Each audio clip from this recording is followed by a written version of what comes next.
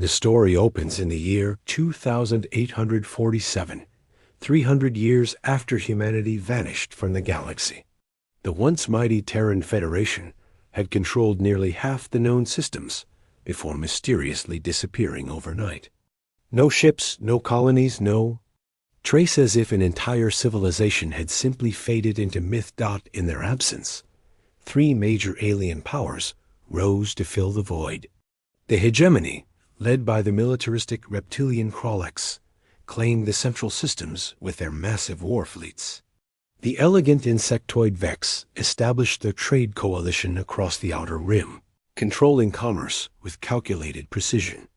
The ancient crystalline beings known as the Ancients maintained their spiritual empire in the core worlds, believing themselves the rightful inheritors of Galactic Order. Captain Rex of the hegemony, patrol ship Iron Fang, receives a routine mission to investigate strange energy readings near the abandoned Terran system of New Geneva.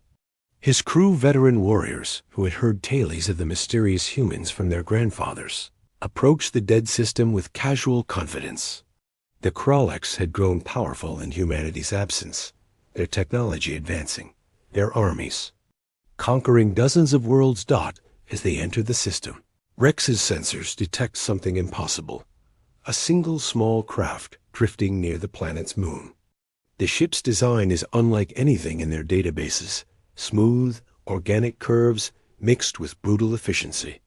When they attempt to scan it, their instruments fail. When they try to communicate, they receive only silence. The discovery sends shockwaves through the three empires. Emergency councils convene on Krollex Prime, Vex Central, and the ancient homeworld. Ancient records are consulted, old warnings remembered. The humans had been more than just another species. They had been adaptable, unpredictable, and terrifyingly innovative. Their military doctrine had been built around impossible tactics and weapons that seemed to violate the known laws of physics. But the empires had grown comfortable in their power. They controlled vast armies, planet-killing weapons, and technologies that had advanced far beyond what the old humans possessed. The Krollex military command dismisses the discovery as a derelict probe. The Vex calculate the probability of human return at less than 0.003%. The ancients consult their crystals and declare the humans extinct. Only a few remember the old warnings. Elder Toke of the Krollex recalls his grandfather's stories of human ghost ships that could appear anywhere without using known FTL methods. Merchant Prince Vila of the Vex reviews ancient trade records showing human colonies that had somehow existed in impossible locations, inside nebulae, near black holes, in systems that should have been uninhabitable. As the part concludes, more anomalies begin appearing across the galaxy. Ships report sensor ghosts in empty space. Mining operations in the Outer Rim go silent without distress calls. Trade routes experience mysterious delays as cargo vessels arrive days late, with crews reporting lost time they cannot explain. The three empires increase their patrols, but their advanced sensors find nothing. Their investigation teams discover only empty space where ships had reported contacts. Slowly, a terrible realization begins to dawn on the few who are paying attention. The humans hadn't vanished 3 centuries ago. They had simply learned to hide. In the story's final scene, Captain Rex returns to the location where they found the mysterious craft, only to discover it gone. But his ship's computer has been changed. Somehow, impossibly, new star charts have been uploaded to their navigation system. Charts showing thousands of systems that don't exist in any database, hidden in the dark spaces between stars. As Rex stares at the impossible data, a message appears on his screen in perfect Krollex script. We never left. We just learned to see the shadows between the lights. The galaxy you think you rule is smaller than you know. Much smaller. The message deletes itself before Rex can alert his crew, leaving him alone with the knowledge that everything his people believed about their dominance was built on a 3-century-old lie. Somewhere out there, in the dark between the stars, humanity had been growing, learning, and preparing. The age of alien rule was about to end, and none of the three empires realized they were already surrounded by ghosts who had never truly left. The question wasn't whether humanity would return. It was whether the galaxy would survive their homecoming. 6 months after the first contact, a galaxy's carefully maintained balance begins to crack. What starts as isolated incidents soon reveals itself as a coordinated campaign that defies everything the three empires understand about warfare. The first major strike hits the Vex Trade Coalition. Their massive cargo hub at Nexus Station, a space station the size of a small moon, simply vanishes. Not destroyed, not damaged, gone. 20 million Vex and allied species, along with the economic heart of 3 sectors, disappear without a trace. No debris field, no energy signatures, no distress signals. The space where Nexus Station existed shows only empty void. Admiral Kane of the Hegemony Fleet rushes to investigate, bringing a full battle group of their most advanced ships. They arrive to find nothing but a perfectly spherical region of space, where all matter seems to have been carefully removed. The precision terrifies Kane more than any weapon could. This isn't destruction, it's surgical extraction. Within days, similar incidents cascade across all 3 empires. Kralek's military bases wake up to find their defensive satellites have vanished overnight. Ancient temples report that their most sacred crystals, some the size of buildings, have simply ceased to exist. Vex mining operations discover that entire asteroids have disappeared from their claimed systems. The pattern becomes clear to those few willing to see it. Humanity is taking back what they once owned, piece by piece, with technology that makes the current galactic powers look primitive. But they're not just taking, they're studying. Each disappearance targets something specific: military installations, economic centers, religious sites, and most importantly, technology archives. Commander Lisa reports from the human stealth ship Shadow Walker, hidden in normal space between dimensions. From her position, she watches the alien fleets scramble to respond to attacks they cannot see coming. The humans had spent 3 centuries learning to exist in the gaps of reality pocket dimensions. Folded space, quantum shadows where matter could exist without being detected by conventional sensors. The 3 empires finally unite in their panic.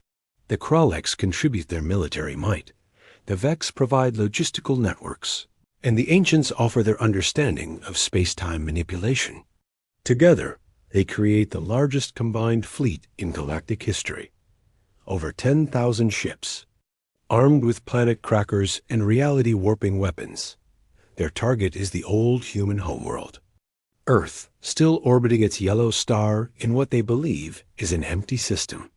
If the humans have returned, they reason, they must have a base of operations. Earth seems the logical choice. The combined armada drops out of hyperspace expecting to find a rebuilt human civilization. Instead, they discover Earth exactly as it was 3 centuries ago.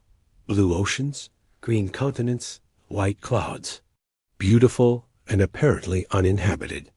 Their sensors detect no artificial structures, no energy signatures, no signs of advanced civilization.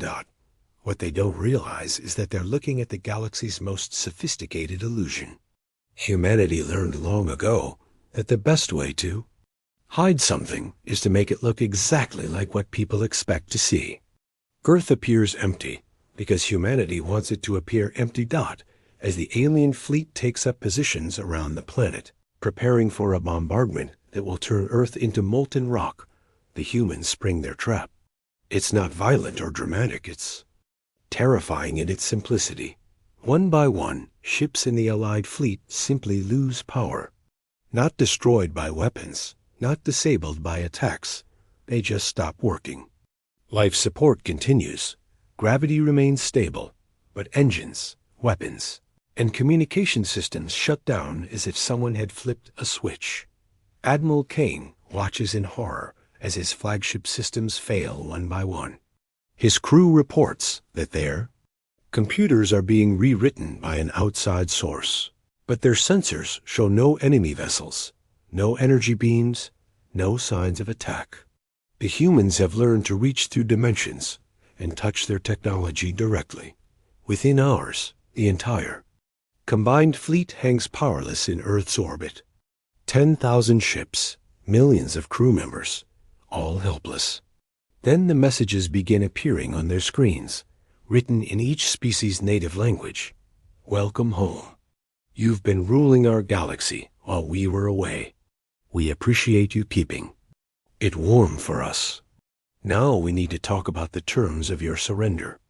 As the part ends, massive structures begin uncloaking around Earth, not ships' habitats. Entire cities that had been hidden in folded space, containing billions of humans who had been watching, learning, and preparing for this moment. The galaxies. New rulers reveal themselves not as conquerors, but as the rightful owners reclaiming their property. The three empires realize they never conquered human space. They were simply allowed to think they had.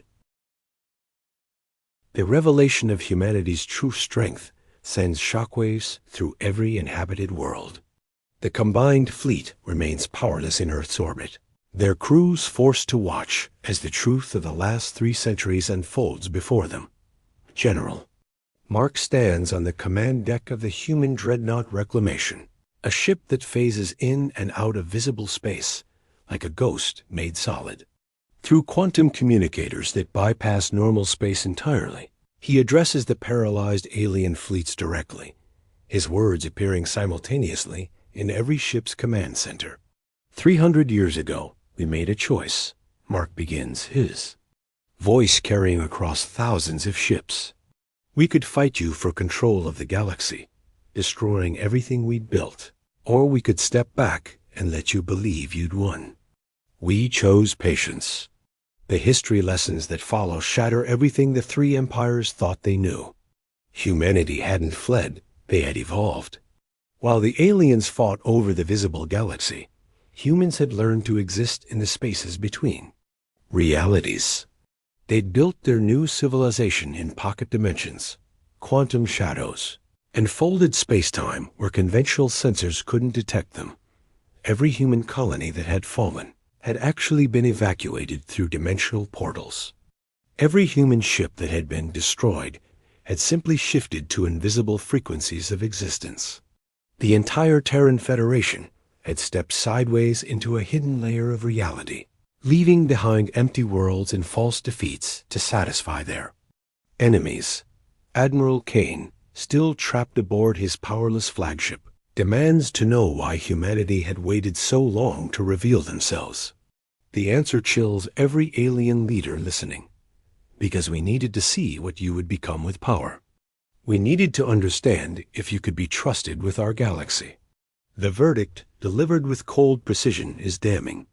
In 3 centuries of rule, the three empires had strip-mined entire solar systems, enslaved dozens of species, and turned exploration into exploitation. The Kraleks had built their power on conquest and fear. The Vex had reduced entire civilizations to economic units. The ancients had hoarded knowledge while allowing suffering to spread across their territories. But humanity's judgment comes with an unexpected offer: integration rather than destruction. The humans had learned something during their hidden centuries, that diversity of thought and culture made civilization stronger, not weaker. They don't want to rule alone.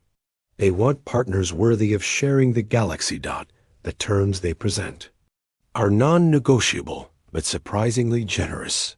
All 3 empires will retain their core worlds and cultural independence. Military forces will be reduced, but not eliminated. Trade will continue under new regulations designed to benefit all species, not just the powerful. Most importantly, the enslaved species will be freed, and a new council will be formed with representation from every sapient race. President Emma, speaking from a facility that seems to exist in several dimensions simultaneously, explains humanity's new philosophy. We spent 3 centuries learning to hide from you. In that time, we discovered that the universe is far stranger and more wonderful than any of us imagined. There are layers of reality you haven't even dreamed of, forms of existence that transcend physical matter, and possibilities that make our old conflicts seem petty. Some alien leaders accept immediately, recognizing they have no choice. Others, like War Chief Grimm of the Kroleks, attempt resistance. Their rebellion lasts exactly 17 minutes. Human ships appear throughout Krolek space simultaneously, not through hyperspace travel, but by shifting from hidden dimensions. They don't fire weapons. They simply absorb every Krolek's military vessel into pocket dimensions where they float harmlessly in empty space until their crews surrender. The demonstration makes humanity's point clear. They aren't returning to the galaxy as it was. They've become something beyond the 3 empires' ability to comprehend or resist. But rather than use this power to dominate, they offer something unprecedented in galactic history: true cooperation between equals. Merchant Lord Zara of the Vex, known for her calculating nature, asks the crucial question: what do humans gain from this arrangement? You have the power to take everything. Why share? The answer reveals how much humanity has changed, because we learned that a galaxy ruled by one species, no matter how powerful, eventually stagnates. We need your innovations, your perspectives, your challenges to keep growing. We're not offering you mercy. We're offering you partnership in something greater than any of us could achieve alone. As Part 3 concludes, the first joint human-alien research stations begin materializing around Earth, not conquered territories, but collaborative facilities where the best minds from all species will work together to explore the deepest mysteries of existence. The age of empire is ending, but the age of true civilization is just beginning. The galaxy's future will be built not by the strongest, but by those wise enough to choose cooperation over conquest. 6 months after the reckoning, the galaxy struggles to adapt to a reality that defies everything its inhabitants thought they knew about power, technology, and civilization itself. The first joint research station, orbiting Earth's moon, becomes a symbol of the new order. Scientists from all species work alongside human researchers who casually manipulate dimensions like opening doors. Dr. Alex, a human physicist, demonstrates technologies that seem to violate basic laws of physics while patiently explaining concepts that stretch alien minds to their limits. Reality isn't fixed. Alex tells a mixed audience of Krolek's engineers, Vex economists, and ancient philosophers. What you call the universe is just one layer of something infinitely more complex. We've learned to swim in the deep waters between dimensions. A proof comes in the form of impossible achievements. Energy drawn from empty space powers entire worlds without fuel. Matter replicators create perfect copies of complex structures by borrowing substance from parallel dimensions. Communication networks operate instantaneously across galactic distances by routing messages through quantum shadows. But adaptation proves difficult for societies built on scarcity and competition. The Krolek's military, bred for conquest, struggles to find purpose in a galaxy where warfare has become obsolete. General Rex, once proud of his battle fleet, now commands vessels that serve as rescue ships and exploration platforms. The psychological adjustment devastates many Krolek's warriors who define themselves through conflict. The Vex faced different challenges. Their entire civilization had been built on controlling trade routes and managing scarcity. With human replicator, technology freely shared, traditional economics collapse overnight. Merchant Prince Vila finds herself managing resource distribution systems that could theoretically provide unlimited abundance to every world in the galaxy. The ancients, perhaps, adapt most easily.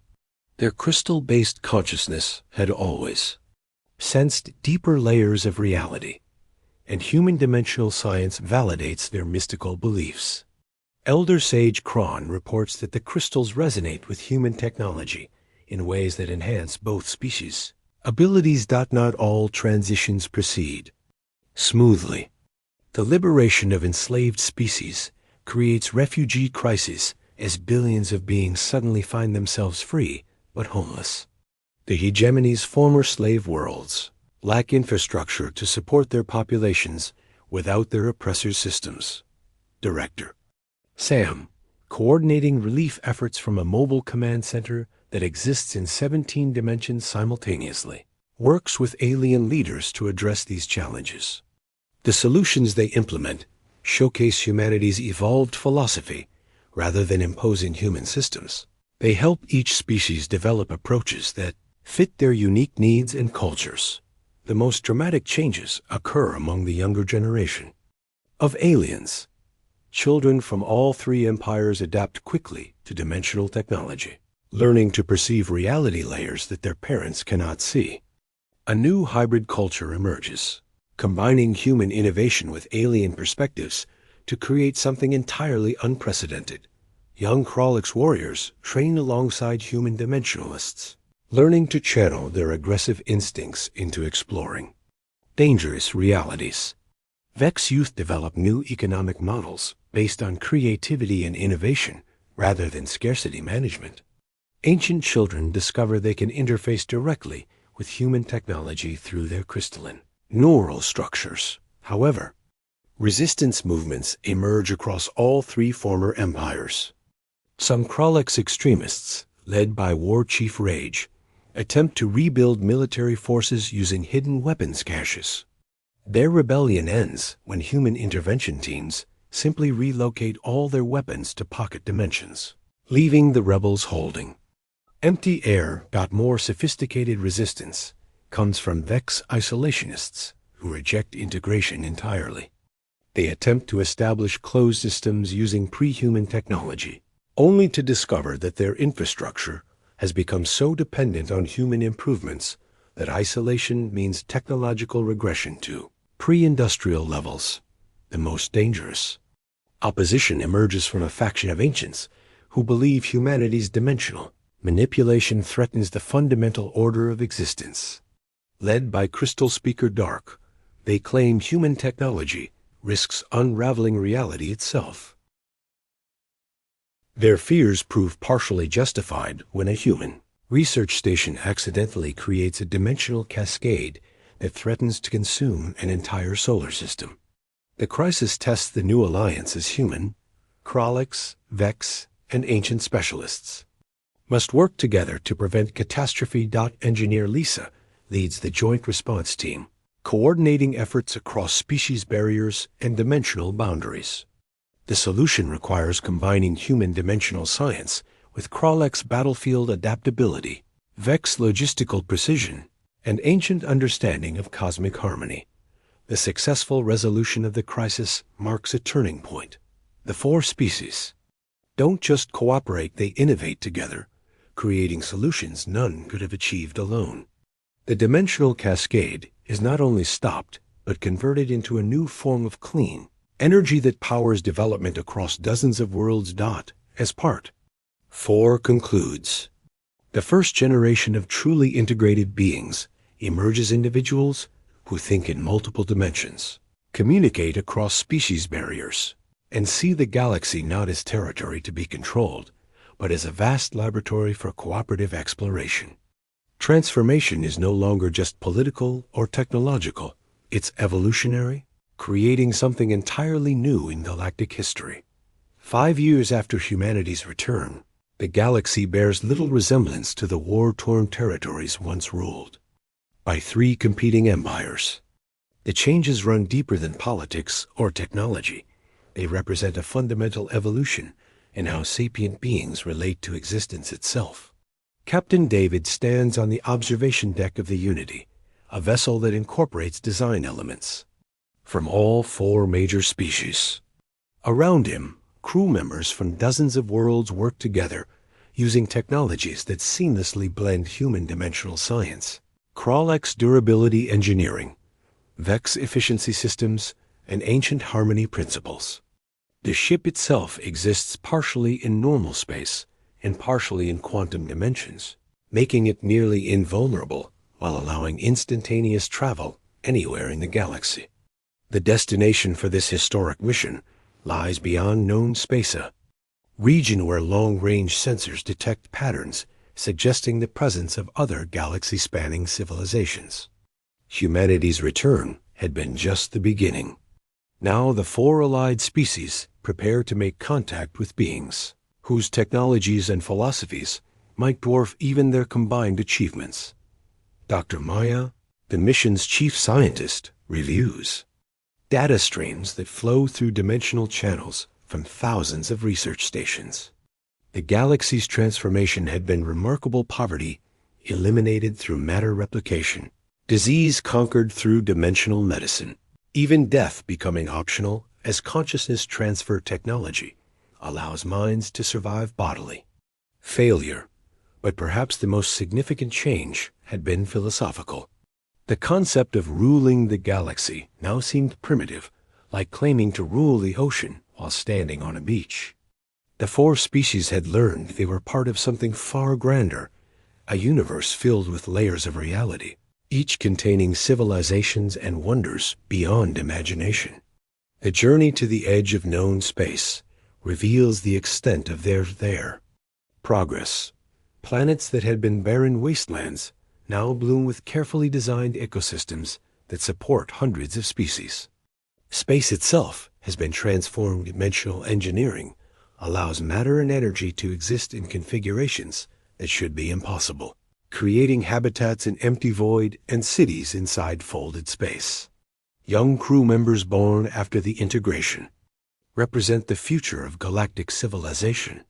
Navigator Jin possesses both human dimensional perception and ancient crystal resonance, allowing her to see space-time as a living structure. Engineer Blade combines Krollik's tactical instincts with Vec's precision and human innovation to solve problems that would have been inconceivable to previous generations. Their mission takes on new urgency when they detect signals from the galactic edge, not random noise, but organized patterns suggesting massive technological activities. Someone or something has been watching their transformation and deciding whether they're ready for contact. The first encounter comes not through space, but through dimensions.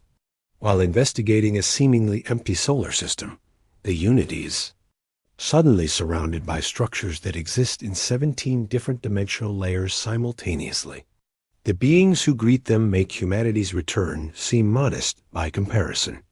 These entities, calling themselves the Architects, have been shepherding galactic development for millions of years. They exist as pure consciousness distributed across multiple dimensions, occasionally guiding younger species toward maturity. They had watched humanity's original rise, their strategic disappearance, and their triumphant return with approval. You have learned the first lesson of true civilization. The Architects communicate through methods that bypass language entirely. Power shared multiplies, power hoarded diminishes. Your species has chosen growth over dominance. The revelation that follows reshapes everything the four species thought they understood about their place in the universe. Their galaxy is just one of millions in a vast network of civilizations, each at different stages of development. Some have achieved transcendence beyond physical existence. Others have destroyed themselves through conflict. A few, like their own emerging alliance, show potential for joining the greater community of mature civilizations. But membership comes with responsibilities. The Architects explain that younger species throughout the universe need guidance, just as humanity had once needed time to mature. The four allied species must now become shepherds themselves, helping other civilizations navigate the challenges of power and cooperation. Admiral Stone, representing the military aspects of their alliance, asks the crucial question: what if they refuse our help? What if they choose conquest over cooperation? The answer reveals the ultimate test of their transformation. Then, you must stop them, not through force, but through demonstrating a better way. You must become what humanity became for your galaxy-patient teachers who understand that true strength comes from lifting others up, not pushing them down. As the story concludes, the four species accept their new role in the cosmic community. Ships launch from hundreds of worlds, carrying mixed crews to distant galaxies where young civilizations struggle with the same choices their own species once faced. The galaxy they once fought to rule has become their training ground for something infinitely greater, helping guide the universe toward a future where cooperation triumphs over conquest, where wisdom matters more than strength, and where every species has the chance to reach beyond the stars. Their rule of the galaxy had ended not in defeat, but in graduation to a purpose worthy of the cosmos itself.